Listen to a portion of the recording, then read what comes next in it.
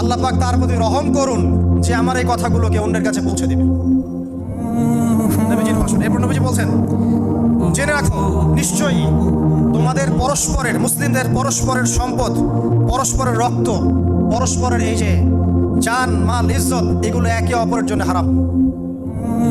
মুসলিমদের পরস্পরের রক্ত, পরস্পরের ইজ্জত সম্মান একে অপরের জন্য হারাম। এর হানি করা একে অপরের জন্য হারাম। ঠিক যেমন আজকের এই দিন হারাম, এই শহর হারাম, এই মাস হারাম। নবী করিম সাল্লাল্লাহু আলাইহি ওয়াসাল্লাম বলছিলেন, জেনে রাখো তিনটা বিষয়ে যেন তোমাদের অন্তর কখনো খেয়ানত না করে। তিনটা বিষয়ে তোমাদের অন্তর যেন কখনো খেয়ানত না করে। এক, তোমরা যে কাজটাই করবা শুধু আল্লাহ পাকের সন্তুষ্টির জন্য করবে। তোমরা যে কাজই করবে শুধু আল্লাহর সন্তুষ্টির জন্য করবে। তোমাদের শাসক বর্গের কল্যাণ কামনা করবে। তোমাদের শাসক বর্গের কল্যাণ কামনা করবে।